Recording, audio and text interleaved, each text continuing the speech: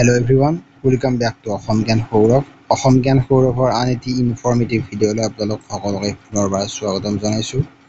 আৰু আজি আমি আলোচনা কৰিম কিছুমান famous slogan related to upcoming ADRE exam and other Assam government exams. চ' আহকচোন আমি পলম নকৰাকৈ আজিৰ ভিডিঅ'টো আৰম্ভ কৰোঁ। চ' চেলিব্ৰেটিং 78 ইণ্ডিপেণ্ডেন্স ডে, ভাৰতৰ ৭৮ সংখ্যক স্বাধীনতা দিৱস উপলক্ষে all famous slogans that inspired India's freedom movement। ভাৰতীয় স্বাধীনতা সংগ্ৰামৰ যিমান ফেমাছ শ্লোগান আছে সেইবিলাকৰ বিষয়ে আমি আজি আলোচনা কৰিম। চ' নাম্বাৰ 1 শ্লোগানটো হ'ল বন্দে মাতৰম। চ' বন্দে মাতৰম এই যিটো শ্লোগান এইটো দিছিলে কোনে? বংকিম চন্দ্ৰ চট্টোপাধ্যায় দিছিলে।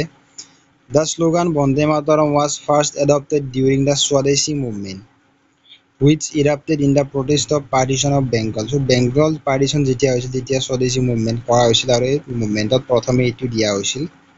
কিন্তু এইটো শ্লোগান দিয়া হৈছে পয়েম এটা, যিটো পয়েম বংকিম চন্দ্ৰ চেটাৰ্জীয়ে চট্টোপাধ্যায় লিখিছিলে।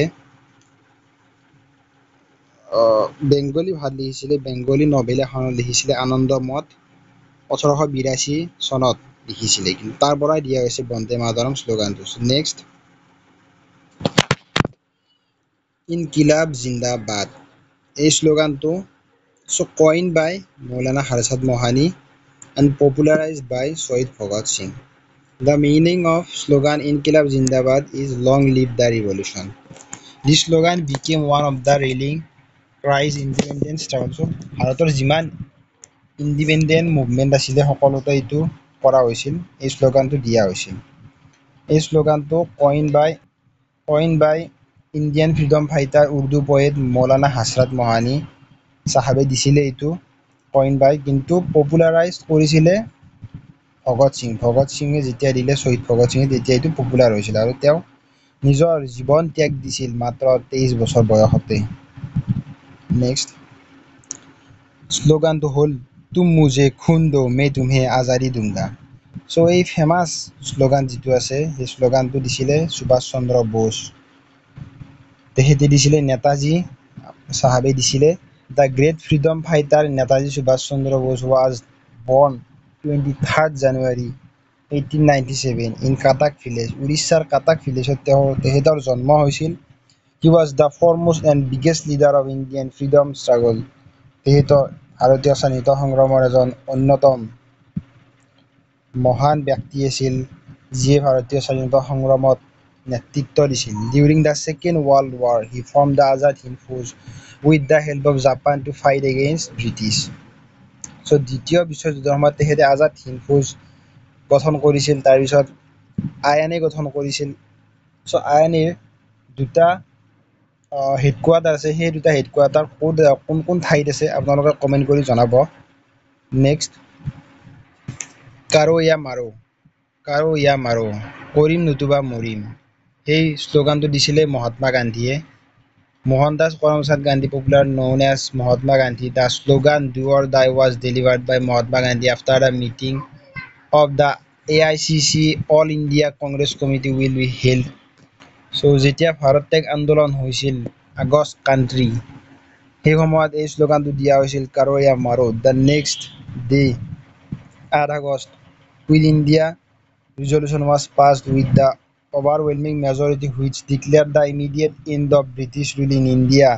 So on the night while addressing the Congress delegates, Mahatma Gandhi said, मेरे जेल जाने से कुछ नहीं होगा, करो या मारो। So এইটো দিছিলে, which ultimate mean that either we shall free India or we shall die in the attempt।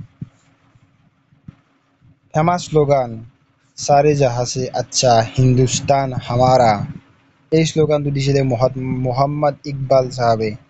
Muhammad Iqbal was born on 9 November 1877 in Sialkot, Punjab. চ' সেই সময়ত অবিভক্ত ভাৰতবৰ্ষৰ অংশ আছিল Punjab, now in Pakistan। He used poetry and songs to spread political awareness among the people। He wrote सारे जहां से अच्छा हिंदुस्तान हमारा। The famous long song was used as a slogan। চ' এই গানটো এটা ৰচনা কৰিছিলে তেখেতে উৰ্দু ভাষাত। চ' সেই গানটোৰ এটা লাইন আছিল, এই লাইনটো দিয়া হৈছিল আমাৰ শ্লোগান হিচাপে। শ্লোগান সত্যমেৱ জয়তে গিভেন বাই পণ্ডিত মদন মোহন মালভিয়া। চ' তেখেতে দিছিলে এই শ্লোগানটো, ফেমাছ শ্লোগান, যিটো আমাৰ নেশ্যনেল মটো, নেশ্যনেল শ্লোগান এইটো এটা আমাৰ। The origin of this slogan lies in the well noun মন্ত্ৰ ফ্ৰম দ্য মুণ্ডাকা উপনিষদ। মুণ্ডক উপনিষদৰ পৰা এইটো তুলি দিয়া হৈছে। এই শ্লোগানটো দিছিলে তেখেতে। Truth alone triumph is the literal meaning of this phrase which will not attempt as the national motto of India. So' এইটো আমাৰ ইণ্ডিয়াৰ নেশ্যনেল মটো হিচাপে এডপ্ট কৰা হৈছে। Also' inscribe at the base of our national emblem. আমাৰ যিটো ৰাষ্ট্ৰীয় প্ৰতীক চিহ্নৰ তলতো লিখাই আছে সত্যমেৱ জয়তে বুলি। নেক্সট, স্বৰাজ মেৰা জনমসিদ্ধ অধিকাৰ হে और मैं इसे लेकर रहूंगा। এই ফেমাছ শ্লোগানটো দিছিলে বাল গংগাধৰ তিলক। বাল গংগাধৰ তিলক ৱাজ বৰ্ণ ইন, তেখেতৰ জন্ম হৈছিল কোনকান প্ৰদেশ, মহাৰাষ্ট্ৰৰ কোনকান প্ৰদেশ ৰত্নগিৰি চিক্কান ভিলেজত 1856 চনত 23 জুলাই তাৰিখে। আৰু তেখেতে কৈছিল যে স্বাধীনতা মোৰ জন্মগত অধিকাৰ আৰু মই এইটো লৈহে এৰিম। তেওঁ দুখন নিউজ পেপাৰ আৰম্ভ কৰিছিল মাৰাঠী ভাষাত, মাৰাঠা দৰ্পণ আৰু কেশৰী। নেক্সট শ্লোগানটো হ'ল খুন সে খেলেংগে হোলী আগাৰ বাটান মুস্কিল মে হে। মানে তেজেৰে হোলী খেলিম যদি মোৰ মাতৃভূমি বিপদত আছে। এই ফেমাছ শ্লোগানটো দিছিলে আশফাকুল্লাহ খান। তেখেতে 27 বছৰ বয়সতে ফ্ৰীডম ফাইটত যোগদান দিছিল। তেখেত এজন উৰ্দু কবিও আছিল আৰু তেখেত কাকোৰি ইনচিডেণ্টত আগভাগ লৈছিল। তেখেতৰ উল্লেখযোগ্য ভূমিকা আছিল। আশফাকুল্লাহ খান যে ফ্ৰীডম ফাইটাৰ, আৰু তেখেত ৰামপ্ৰসাদ বিছমিলৰ বহুত ক্ল'জ আছিল। ৰামপ্ৰসাদ বিছমিলে এটা লিখিছিল, কবিতা লিখিছিল, যাৰ পৰা এই শ্লোগানটো তেখেতে দিছিল। They both awarded death sentence for Kakori robbery after being caught. Kakori ৰবাৰীৰ সময়ত এই দুয়োজন ব্যক্তিকে ফাঁচি দিয়া হৈছিল। খান ৱাজ এন এন্থুচিষ্ট, হি ইউজড খুন সে খেলেংগে হোলী আগাৰ বাটান মুস্কিল মে হে from the poem Sarfaroshi ki Tamanna as a slogan to encourage the youth. Sarfaroshi ki Tamanna, এই কবিতাটোৰ পৰা এই শাৰী শ্লোগান দিছিলে, তেখেতে দিছিলে প্ৰথমতে। শ্লোগান अब भी जिसका खून खोला नहीं वो पानी है जो देश के काम ना आए वो बेकार जबानी है। এই শ্লোগানটো দিছিলে চন্দ্ৰশেখৰ আজাদ। তেখেতে নিজে এটা নাম লৈ গৈছিল আজাদ, অৰ্থাৎ তেওঁ স্বাধীন। It was at a young age that Azad joined the freedom struggle and participated in various violent movements. Chandrashekhar Azad তেখেত এক্সট্ৰিমিষ্ট গ্ৰুপৰ মানুহ আছিল। তেখেতে মানে অহিংসাৰ দ্বাৰাই নহয়, এক্সট্ৰিম হ'ব লাগিব, তেতিয়াহে দেশ আজাদ কৰিব পাৰি, সেইটো এটা আইডিঅলজি তেখেতৰ আছিল। নেক্সট, সৰফৰোশী কি তামান্না আব হামাৰে দিল মে হে দেখনা হে জোৰ কিতনা বাজুৱে কাতিল মে হে। চ' এইটো এটা ফেমাছ পয়েম আছিল। এই ফেমাছ পয়েমটো ৰচনা কৰিছিল ৰামপ্ৰসাদ বিছমিল দেৱে। চ' এইটো লোৱা হৈছে তেখেতৰ পেট্ৰিয়টিক পয়েম এটা লিখিছিলে to challenge the British authority ভাৰতত ৰুল কৰি আছিল, তাৰ বিপক্ষে লিখিছিল। আৰু তেখেত এজন মহান ব্যক্তি আছিল স্বাধীনতা সংগ্ৰামত, ভাৰতক স্বাধীন কৰাত, ব্ৰিটিছৰ বিৰুদ্ধে যুঁজ দিয়াত। আৰাম হাৰাম হে, জৱাহৰলাল নেহৰু। জৱাহৰলাল নেহৰুদেৱৰ জন্ম হৈছিল 14 নৱেম্বৰ 1889 ইন এলাহাবাদ। তেখেত কাশ্মীৰী পণ্ডিত ফেমিলি এটাত জন্ম হৈছিল তেখেতৰ। আৰু তেখেতে প্ৰথমতে অংশগ্ৰহণ কৰিছিল salt Satyagraha by with Mahatma Gandhi, Quit India movement, non cooperation movement. আৰু 1928 চনত তেখেতে লিডাৰ হৈছিল এগেইনষ্ট চাইমন কমিশ্যন। মুভমেণ্ট এটা হৈছিল চাইমন গো বেক। চ' সেই মুভমেণ্টৰ তেখেতে লিডাৰ আছিল। Nehru and others were lathi charge by the police, Nehru was once again arrested in historical Quit India movement তো তেখেত কংগ্ৰেছৰ হৈ মিটিং কৰিছিল মুম্বাইত আৰু তেখেতক এৰেষ্টো কৰা হৈছিল বহুবাৰ। দিল্লী চালো এই ফেমাছ শ্লোগানটো দিছিলে সুভাষ চন্দ্ৰ বোস, নেতাজী চাহাবে দিছিলে। দিল্লী চালো slogan was given by the none other than the legendary freedom fighter Netaji Subhash Chandra Bose during World War II. দ্বিতীয় বিশ্বযুদ্ধৰ সময়ত দিছিল এই শ্লোগানটো।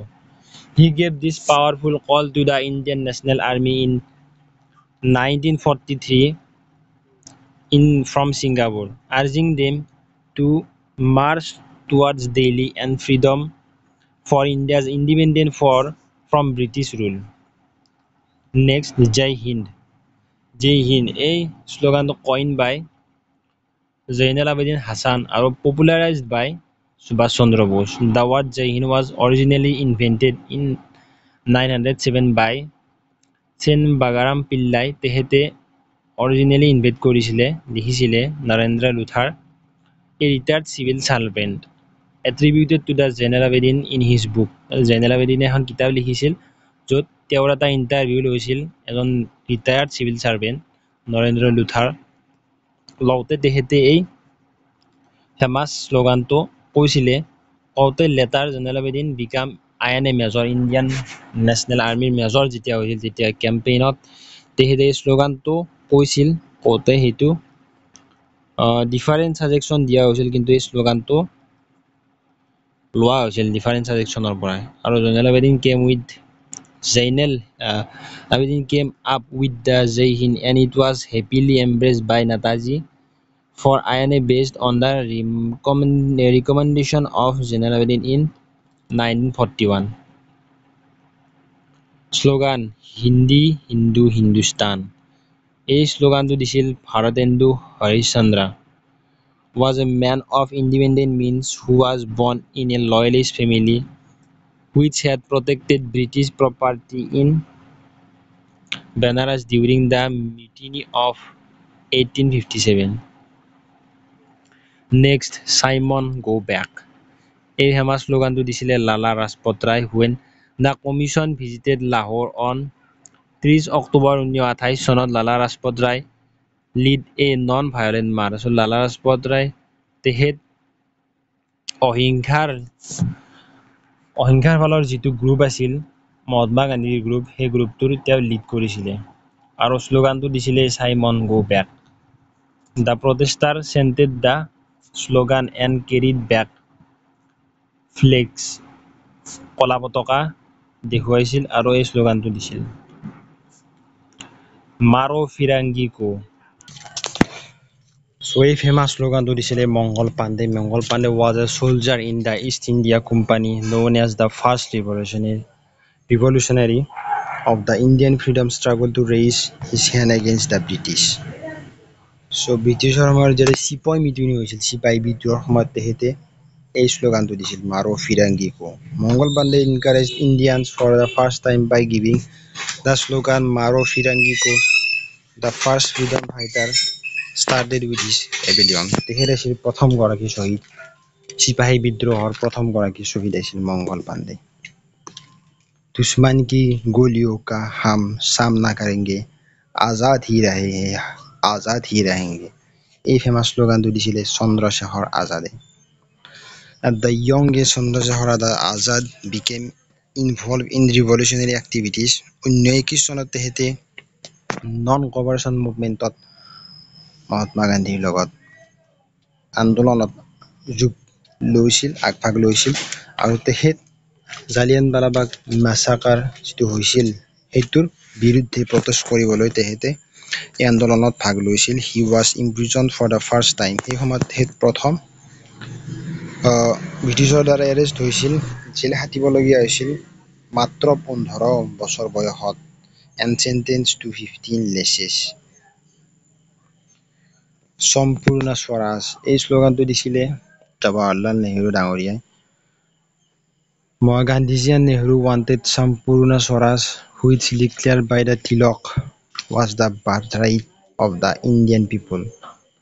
অৰ্থাৎ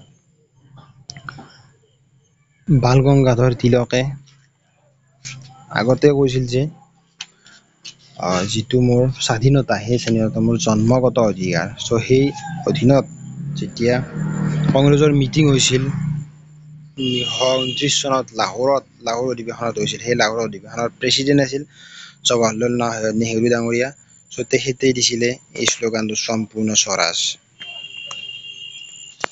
নেক্সট, ভাৰত চোৰো কুইট ইণ্ডিয়া মুভমেণ্টৰ সময়ত দিয়া হৈছিল ভাৰত চোৰো আন্দোলন, যাক কোৱা হয় আগষ্ট ক্ৰান্তি বুলিও কোৱা হয়। মহাত্মা গান্ধী দেৱে দিছিলে এইটো বম্বে ছেছনত হৈছিলে। বম্বে ছেছন, কংগ্ৰেছ কমিটিৰ Bombay session 8 August 1942 to end the British rule in India. Who lives if India dies? যদি ইণ্ডিয়া শেষ হৈ যায়, কোন জীয়াই থাকিব? জৱাহৰলাল নেহৰুৱে দিছিলে এই শ্লোগানটো during the non violence movement. His slogan, who lives if India dies? Who lives India? Who dies if India lives? Who lives if India dies? Was popular. He clarifies the non-violent boycott of educational institutions, colleges through this slogan. অৰ্থাৎ তেখেতে অহিংসাৰ দ্বাৰাই স্বাধীনতা সংগ্ৰাম আৰম্ভ কৰিছিল। Extremist আৰু non extremist. Back to the Vedas. এই ফেমাছ শ্লোগানটো দিছিলে স্বামী দয়ানন্দ সৰস্বতীয়ে দিছিলে। Swami Dayanand Saraswati is the founder of Arya Samaj. In 1875, he was the social reformer.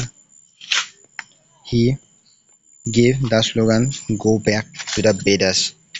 He gave equal right and respect of all people and religion. Next, a country's greatness lies in its undying ideal of love and sacrifice that inspired the mothers of the race. এই famous শ্লোগানটো দিছিলে সৰোজিনী নাইডুৱে।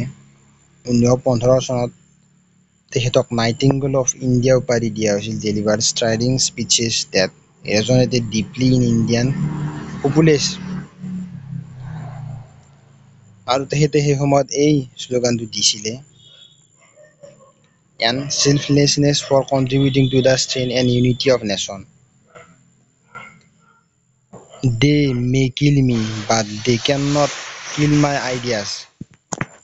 They may kill me, but they cannot kill my ideas. They can crush my body, but they will not be able to crush my spirit. এই famous শ্লোগানটো দিছিল ভগত সিঙে। By the late 1920, Bhagat Singh emerged the prominent revolutionary freedom, আৰু তেখেতে এই শ্লোগানটো দিছিলে ইনকিলাব জিন্দাবাদ। এইটো তেখেতে পপুলাৰাইজ কৰিছিলে আৰু এই শ্লোগানটো দিছিলে তেখেতে।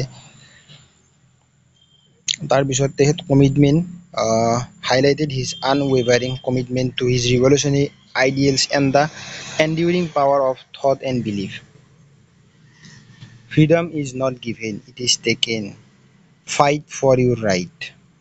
স্বাধীনতা দিয়া নহয়, এইটো কাঢ়ি লোৱা হয়। তোমাৰ অধিকাৰৰ বাবে তুমি যুদ্ধ কৰা। লালা ৰাজপথ ৰায় দিছিলে এই ফেমাছ শ্লোগানটো। লালা ৰাজপথ ৰায়, known as the Lion of Punjab, demonstrated wavering resolve in the face of colonial oppression. Punjab কেশৰী বুলি যাক কোৱা হয়, লালা ৰাজপথ ৰায়। Freedom is not given, it is taken. Fight for your right. Lala Rajpat Rai asserted the active role individuals must play in securing their independence by reflecting his belief that true freedom requires a active engagement and struggle. Next, I am part of the individual unity that is Indian nationality. এই famous শ্লোগানটো দিছিল মৌলানা আবুল কালাম আজাদ। তেখেতে কৈছিল, Maulana Abul Kalam Azad, in his presidential address at the Ramgarh session of the Indian National Congress in 1940, 1940 চনৰ ভাৰতীয় জাতীয় কংগ্ৰেছৰ ৰামগড় অধিৱেশনত তেখেত সভাপতিত্ব কৰিছিল। আৰু এই famous শ্লোগানটো, I am part of the individual unity that is Indian nationality, সেই সময়ত তেখেতে এই শ্লোগানটো দিছিল। Demonstrated his vision of an unified India transcending religious and cultural divides and expressing pride in both his Muslim identity and his Indian nationality. মানে তেখেতে সেইটো কথা কোৱাৰ কাৰণে তেখেত যে মুছলিম এজন ইণ্ডিয়ান নেশ্যনেলিটি সেইটো এক্সপ্ৰেছ কৰাৰ কাৰণে এইটো ভাষণ দিছিল আৰু তেখেত আছিল স্বাধীন ভাৰতৰ প্ৰথমগৰাকী শিক্ষামন্ত্ৰী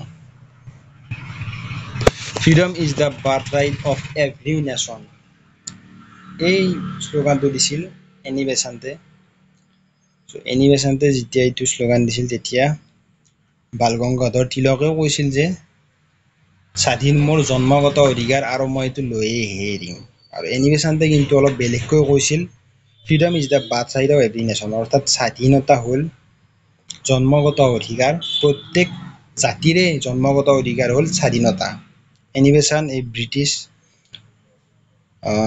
ছাপোৰ্টাৰ অফ ইণ্ডিয়ান ইণ্ডিপেণ্ডেন্স তেখেত এগৰাকী আইৰিছ মহিলা আছিল আয়াৰলেণ্ডৰ মহিলা আছিল আইৰিছ মহিলা আৰু ছাপোৰ্টাৰ আছিল Indian independence made significant contribution to the movement in 1917 by declaring freedom is the birthright of every nation. Her advocacy of self-rule and her effort in garner international support for the Indian cause were incrucible in raising awareness about the injustice in colonial rule. যিটো injustice হৈছিল colonial rule British ruler সময়ত innovation helped bridging the gap between Indian nationalists and the international community, highlighting the need for self-determination. তেখেত বাল গংগাধৰ তিলকৰ লগত লগ হৈ বহুকেইটা অধিৱেশনত আগভাগ লৈছিল আৰু তেখেতে এখন মেগাজিনো পাব্লিছ কৰিছিল সেই মেগাজিনখনৰ নাম আপোনালোকে কমেণ্ট কৰিব কমেণ্ট বক্সত so' thank you everyone happy independence day thank you যদি আপোনালোকৰ ভিডিঅ'টো ভাল লাগিল চাই তেনেহ'লে লাইক শ্বেয়াৰ এণ্ড চেনেলটো ছাবস্ক্ৰাইব কৰিব আৰু আমাৰ যিটো অসম জ্ঞান সৌৰভৰ হোৱাটছআপ চেনেলটো আপোনালোকে ফ'ল' কৰি দিব for very informative details information so' thank you everyone